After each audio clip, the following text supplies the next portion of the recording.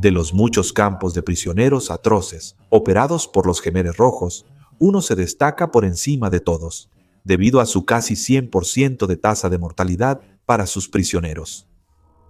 La prisión de seguridad 21 fue el lugar de innumerables crímenes contra la humanidad y los asesinatos de un estimado de 17,000 personas.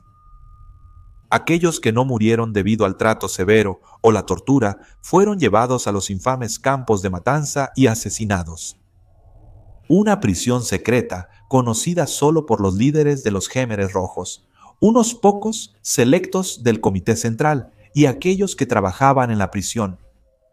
Es hoy el sitio de un museo que cataloga los horrores de los Jemeres Rojos. En el video de hoy exploraremos cómo era la vida para aquellos desafortunados que terminaron en un lugar verdaderamente desesperanzado. Aunque tendremos otro video sobre los Jemeres Rojos que explica sus motivaciones, es útil proporcionar un breve resumen de sus objetivos. Buscaban crear una utopía agraria comunista donde la población trabajaría como obreros agrícolas forzados. El objetivo era ser autosuficiente, sin importar el costo. Aquellos que no encajaban o trabajaban en contra de esta visión fueron brutalmente asesinados en campos de prisioneros y en los notorios campos de exterminio. El edificio que albergaba a S-21 era inicialmente una escuela privada en una parte relativamente afluente de la capital, Phnom Penh. En abril de 1975, la capital fue capturada por las fuerzas del Jemer Rojo. Casi inmediatamente comenzó el trabajo para transformar la escuela en una prisión. Los 5 edificios escolares alrededor del patio fueron transformados. Las aulas fueron separadas rudimentariamente en celdas individuales no más grandes que una cabina de ducha. Algunas de las habitaciones fueron despojadas por completo para albergar a muchos prisioneros a la vez. Los lugares de aprendizaje se convirtieron en cámaras de interrogatorio. El alambre de púas y las barras de hierro impedían la fuga. Los látigos y las cadenas reemplazaron los libros de texto y las pizarras. El tipo de prisionero que terminaba en S-21 variaba enormemente. Para empezar, los funcionarios del gobierno y los soldados del régimen anterior fueron reunidos y enviados para ser procesados. A medida que crecía la paranoia, incluso los miembros leales del Jemer Rojo terminaban pasando sus últimos días en S-21. Ser miembro del partido no era ninguna protección, ya que el Estado buscaba culpar a sus propios miembros por sus propios fracasos. El ciudadano promedio se encontraría prisionero por las razones más banales: comer en un horario incorrecto, no cumplir con una cuota de producción o ser sospechoso de ser un agente de alguna agencia de espionaje extranjera, buscando destruir todo el arduo trabajo de Pol Pot. El último ejemplo puede parecer extraño, pero destaca la paranoia que se apoderó del régimen de Pol Pot al no lograr sus objetivos de producción agrícola. Los líderes de los Jemeres Rojos creían ampliamente que los ciudadanos comunes eran en realidad agentes de la CIA o la KGB. Se consideró que esta era la única explicación lógica, ya que no se podía considerar ninguna otra razón posible por la que su estado perfecto estaba fallando. Alguien tenía que ser culpado, y aquellos que pasaron a S-21 fueron obligados a dar confesiones enrevesadas de tal espionaje y sabotaje. Por mera sospecha, se consideraría culpable a un prisionero. Después de todo, el régimen no cometía errores.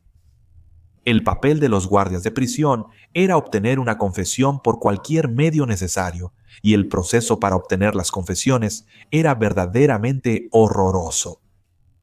La administración diaria de S-21 estaba a cargo del hermano Doig y su corte de 1,700 guardias, registradores y torturadores. Estos guardias rara vez eran mayores de 19, con una edad promedio de solo 15 a 18. Estos jóvenes formaban parte del ejército revolucionario de los Jemeres Rojos, que había estado creciendo en los bosques de la frontera vietnamita. Estos soldados niños se convirtieron en guardias niños y aplicaron la voluntad del partido. Hermano Doik fue el alias dado a un hombre llamado Kan Kaklu, un ex profesor y supervisor de la prisión. Era un individuo meticuloso y un burócrata que controlaba las vidas de miles. Era su voluntad la que era ejecutada por sus guardias, a menudo con la amenaza expresa de muerte y tortura por fracaso. Por ejemplo, un guardia de prisión se encontró en S-21 por el delito de golpear a un prisionero hasta la muerte antes de que se extrajera una confesión adecuada. Fue torturado y asesinado por sus excompañeros. Si te habían considerado sospechoso y terminabas en C-21, era muy probable que también trajeran a tu familia. Prisioneros. Serían traídos en camiones, generalmente por la noche. Antes de entrar, se les vendaba los ojos y se les hacía subir y bajar las escaleras para diversión de los guardias, haciendo que los prisioneros se cayeran.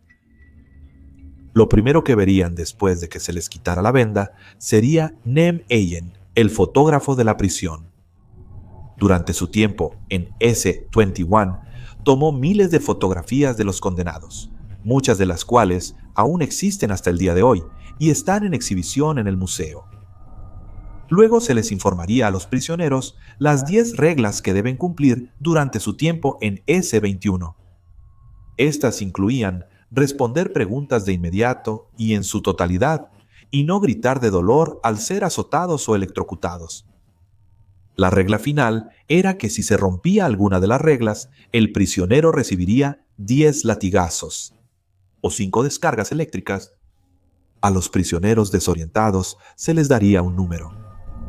Esto comenzó el meticuloso registro, un procedimiento falso para justificar lo que sucedería. El primer interrogatorio sería más una entrevista. Se le haría al prisionero relatar toda su historia de vida, desde lo más lejos que pudieran recordar hasta el punto en que llegaron a ser 21. Todo esto se registraría en cuadernos que formarían la base de las confesiones de cualquier delito cometido por el prisionero. Luego, el prisionero sería llevado a sus celdas, ya sea a un cubículo donde estarían encadenados, por los tobillos, o en una habitación grande, donde muchos prisioneros estarían encadenados juntos. Los nuevos prisioneros serían recibidos con la vista de reclusos demacrados, con cicatrices y golpes. En las nuevas celdas, el prisionero esperaría su turno. Lo que sabemos sobre la rutina diaria de los prisioneros de S-21 proviene de los antiguos guardias o del puñado de sobrevivientes de S-21.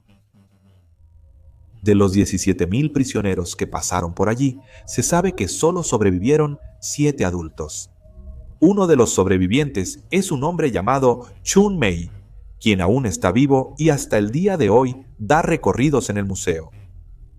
La única razón por la que no fue asesinado fue debido a su experiencia mecánica. Él reparaba las máquinas de escribir utilizadas para registrar las innumerables páginas de confesiones, así como las máquinas de coser utilizadas para reparar los uniformes de los pícaros de camilla. Sin embargo, esto no impidió que los guardias lo torturaran para obtener una confesión. Chun Mei estuvo en S-21 desde octubre de 1978 hasta enero de 1979. Después de la fotografía inicial y la entrevista, fue llevado a una pequeña habitación y encadenado a otras 9 personas. Más tarde, sería mantenido en una de las pequeñas celdas de cubículo, no más grande que un cubículo de ducha. La celda estaba vacía, excepto por una caja de municiones de metal y una botella de plástico para que él la usara como inodoro. Cualquier derrame tendría que limpiarlo con su propia lengua. La única comida que le daban era una cucharada de gachas de arroz cada día, justo lo suficiente para mantenerlo con vida. Complementaría su dieta con cucarachas e incluso una rata, arriesgándose a un castigo severo si lo atrapaban. Todos los aspectos de su vida en la celda estaban controlados. Necesitaría pedir permiso para moverse, para ponerse de pie o para dormir. Hablar con otros presos estaba terminantemente prohibido. No pedir permiso para cualquier acción implicaría una paliza. Chun Mei recuerda haber sido golpeado con palos de bambú durante los primeros 12 días y 12 noches, lo que le dejó incapaz de acostarse en el suelo de baldosas debido a la hinchazón en su espalda. Se llevaron a cabo interrogatorios y las confesiones se transcribieron en varios cuadernos. Primero confesó haber desperdiciado materiales y dañado máquinas en su trabajo de confección de ropa. Esto fue todo lo que pudo pensar para decir, pero esto no fue suficiente. Sus guardias preguntarían sobre su papel con la CIA o la KGB. En ese instante, Chu Mei desconocía la existencia y actividades de estos grupos. Al no poder confesar crímenes que ni siquiera podía imaginar, la tortura aumentó. Le arrancaron las uñas de los pies con pinzas de metal, pero la tortura que causó más daño fueron las descargas eléctricas administradas a través de sus oídos, dejándolo sordo de un oído y parcialmente ciego de un ojo. En un intento por hacer que la tortura terminara, Chu Mei confesó lo que los guardias querían escuchar. Pero parte del trato para que se aceptara la confesión y terminara la tortura era dar los nombres de los cómplices de sus crímenes. Esto se requería para cada prisionero que era procesado por S-21. Los guardias no aceptarían solo 1 o 2 nombres de coconspiradores. Se obligó a Chu Mei a dar los nombres de 70 de sus amigos, familiares y colegas. No había cometido ningún delito y tampoco lo habían hecho las personas que él había nombrado. Pero tal era la desesperación creada que innumerables prisioneros hicieron exactamente lo mismo en un intento de hacer que la tortura se detuviera. Estos nombres luego fueron verificados y si se pensaba que representaban una amenaza, la persona sería llevada a S-21, comenzando así todo el proceso de nuevo. El hermano Doig compilaba y revisaba las confesiones del día. Cualquier confesión que se considerara demasiado increíble o demasiado fantástica era rechazada y se les decía a los guardias que comenzaran de nuevo. Se les dijo que continuaran hasta obtener algo que el Comité Central pudiera aceptar. Las confesiones que se consideraban creíbles serían enviadas al Comité Central para su revisión, quien a su vez devolvería la lista de eliminación. Una cosa que todos los regímenes genocidas parecen tener en común son los eufemismos para el asesinato. Smash fue el término elegido para el asesinato de los enemigos de los Jemeres Rojos. Los camiones llegarían por la noche y aquellos en la lista de Smash serían cargados en la parte trasera, esposados y vendados. Muchos de los prisioneros fueron llevados a Chong-ek, un campo de exterminio cercano. Kim Ho-ai era un guardia en S-21 responsable de transportar a aquellos en las listas de Smash a sus tumbas. Sería responsable de asegurar que los prisioneros en los camiones coincidieran con las listas y que se hubiera reunido el número correcto. Los prisioneros eran llevados ante tumbas ya excavadas, forzados a arrodillarse y golpeados en la nuca con un palo o poste de metal. Mientras los prisioneros yacían en sus tumbas, terminarían con un corte en sus gargantas. Kim Ho-ai recuerda en ocasiones ver al hermano Doig en los campos de exterminio de Cheongek. El hermano Doig pondría a prueba su compromiso con los Jemeres Rojos, insistiendo en que no se quedara junto a los camiones y, en cambio, participara en el golpeo de los prisioneros hasta sus tumbas. S-21 fue liberado en 1979 por tropas vietnamitas mientras se acercaban a los Jemeres Rojos. La prisión fue abandonada, dejando un puñado de supervivientes, innumerables cuerpos y registros como un monumento a los horrores. Muchos de los principales miembros del régimen Jemer evitaron la justicia durante bastante tiempo. Fue solo en 2007 que el hermano Doig enfrentó cargos por los asesinatos que dirigió y las torturas llevadas a cabo por sus órdenes. Chu Mei fue un testigo clave y pudo contar su historia al mundo en busca de alguna apariencia de justicia. El hermano Doig fue condenado a 35 años de prisión. Aunque afirmó sentirse apenado por su papel en los asesinatos, afirmó que los verdaderos culpables eran los Jemeres Rojos y que él simplemente se vio atrapado en el miedo al Estado. Algunos de los presentes en el juicio Notaron que dirigió su disculpa solo a los jueces y no a las cientos de víctimas y las familias que habían perdido a sus seres queridos que estaban observando el tribunal en la galería. El hermano Doig murió en septiembre de 2020. La historia de Kim Hwai ahora es parte del Memorial Chong-ek. Aunque lamenta su papel en los crímenes en S-21 y los campos de exterminio, afirma que nunca tuvo la intención de cometer tales actos y no lo habría hecho si no se le hubiera ordenado con la amenaza de muerte si no cumplía. Los horrores de S-21 son difíciles de comprender.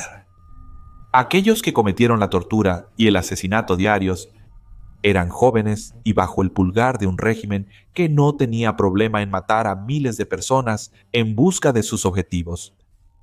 Aquellos en posiciones de poder claramente tenían gran influencia sobre sus jóvenes cuadros de guardias y soldados. A primera vista, parece haber una falta de responsabilidad para aquellos que llevaron a cabo los asesinatos y torturas. Se han llevado a cabo muy pocas persecuciones por los crímenes de los Jemeres Rojos, a diferencia del esfuerzo por llevar ante la justicia a aquellos que participaron en otros crímenes contra la humanidad.